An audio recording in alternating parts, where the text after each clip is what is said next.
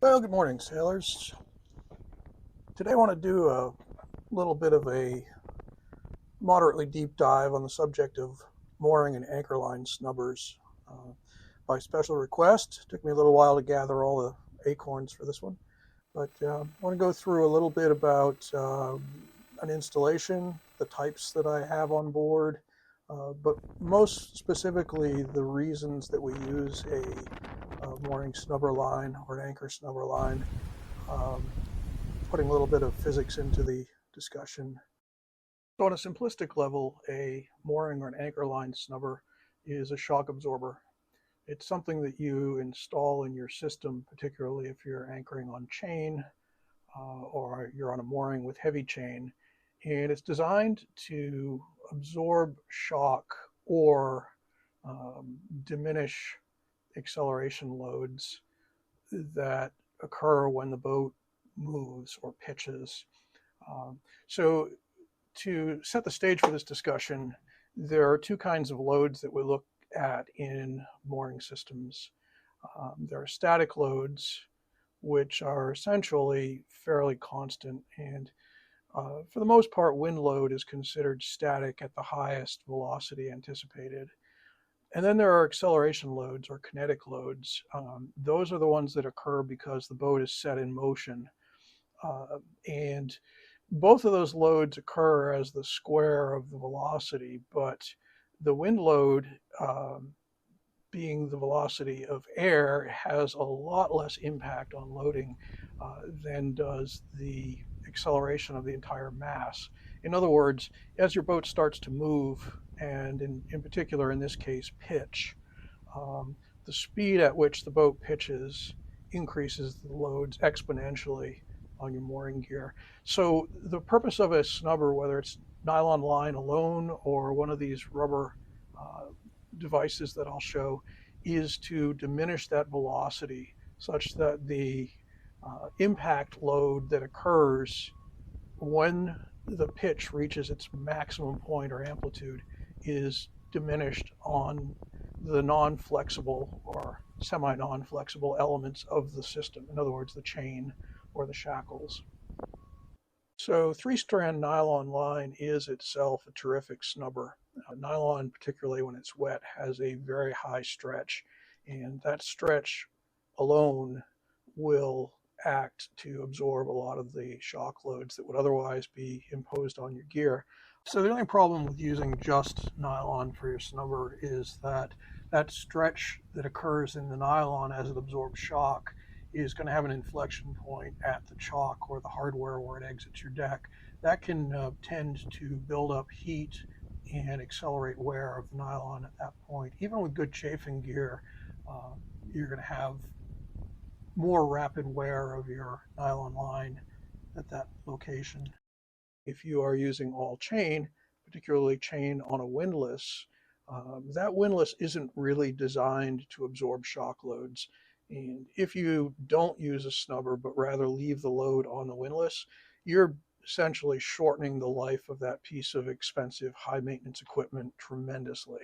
So, this is a spreadsheet that I use when I'm calculating mooring strength for one of my boats.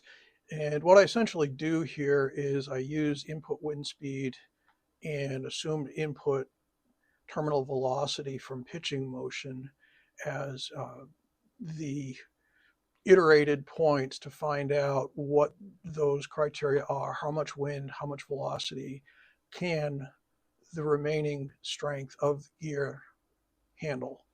So I back calculate this. And one thing you can see if you kind of take a little closer look at this is that it takes a lot more wind to produce the load that is produced by the boat in motion, and that of course is because of the momentum of the weight of the boat itself, but also again because that velocity is squared. So in this instance, what you see is a 266 mile per hour wind is the theoretical maximum sustainable load of the gear, but only 4.2 knots of velocity in pitch motion is required to put the same load or shock load on the on the gear. So obviously, reducing that velocity is greatly to your advantage in terms of the ability of your gear to keep your boat in place. So the two types of rubber mooring snubber that I have used that are commercially available are these sausages, I'll call them. Looks sort of like a dog bone that you run the line through and spiral around. And as they are pulled to stretch, the line tightens around them and they also elongate. These are the ones I find that work the best, although they have somewhat of a short service lifespan. The second commercially available snubber type, I bought these in St. Martin. They were readily available and inexpensive there. It's more of like I would call it a caterpillar, where you run the line up and down through holes in it, and as it stretches, the line straightens out. I find that these work, but they stretch less and they require a lot more load before they do stretch. So more effective than just the nylon line itself, but less effective than the dog bone style, in my opinion. So recycling some doodlings from my hauling back video here. Basically what I'll show here is that if you're using a chain rode, normally the shock in lighter conditions will be absorbed by the catenary. In other words, the weight of that drooping chain loop. The boat has to pull that up to a fully stretched diagonal position before you need something else to absorb shock load. So in normal calm conditions, you might think, well, I don't really need a snubber line. The problem is that you aren't necessarily going to want to get up in the middle of the night to put a snubber on there. And you won't necessarily do it quick enough to avoid shock loading and damaging some other piece of hardware. So in combination with the catenary, which is your first line of defense against shock loading, and of course depends on the weight and length of the anchor rode that you have out, it's pretty good practice to always install something else that will absorb that shock in your system. So here on Charis's primary mooring lines, I'm going to show you a little bit of a cheat that I use. Essentially, these dog bone snubbers are not readily available in sizes as large as I use for my primary mooring lines, that being 1 inch or 1 1/4 inches. So what I do instead is I get the largest size I can get, which is typically for about 5/8 to 3/4 inch line, and I install a short bight of the appropriate size nylon line for the snubber, pulling a loop into the heavier primary line. So essentially there's a droop loop here. The heavy mooring line over the length of the snubber line is relaxed. It's not doing anything.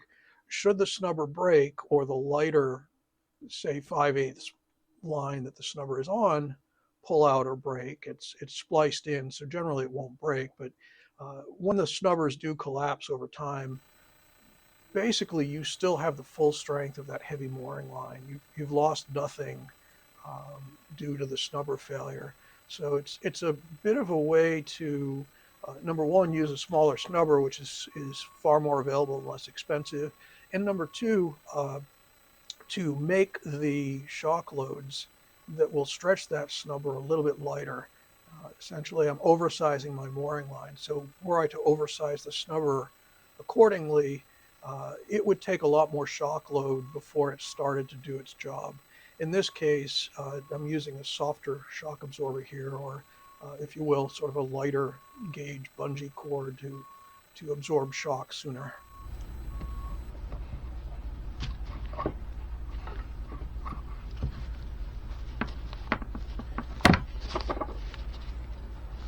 So if you're using the maximum line size for one of these, which I am, this particular snubber is rated for 5/8 diameter, then a helpful tip is to have a little dish soap handy. The rubber tends to grab the nylon line pretty hard, which it's supposed to do but you'll make your life a little easier pulling the line through if you soap it up a little bit first. So as you can see, the idea here is to snake the line through a few times, one way then the other, and that sort of locks it on the end here, or gives it a grip anyway. And this last part where you're pulling it tight is going to take quite a lot of tension. May actually involve the use of feet. Okay, a little off-camera foot use there. Now you can see that line's been snaked through twice, and we've got one more to go to have it bleeding out at the end. In this case, this is a line that I've already stranded the 3 yarns on because it was previously used for something else. It's one thing that I find with these, because of the way I'm using these snubbers in a loop that runs parallel to the primary mooring line or anchor line, this line is not critical. In fact, these snubbers always break. They're the first thing that breaks, and when you put them alongside your main mooring line this way, you sort of accept that that's going to happen.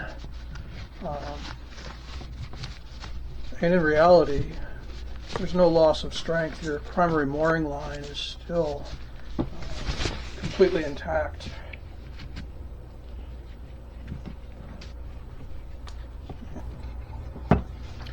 Okay, so the end is now secure.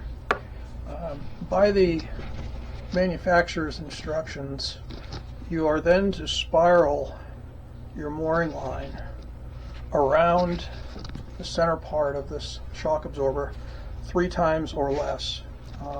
The reason for that is more than 3 times, and the line in the center of this would allow this to stretch to a breaking point. So 3 spirals, and then what we're going to do is the same thing that we did on this end, which is lead the line through, back and forth 3 times, and then out. And in my case, this end as well as this end will be spliced into a bight in the much heavier mooring line. So that's all there is to it. Essentially, a snubber is a shock absorber for your boat. Way to absorb some of the load before the boat snaps up hard against something relatively unstretching like chain. Also a way to choose where the stretch occurs in your system so that it's not at an inflection or hard point.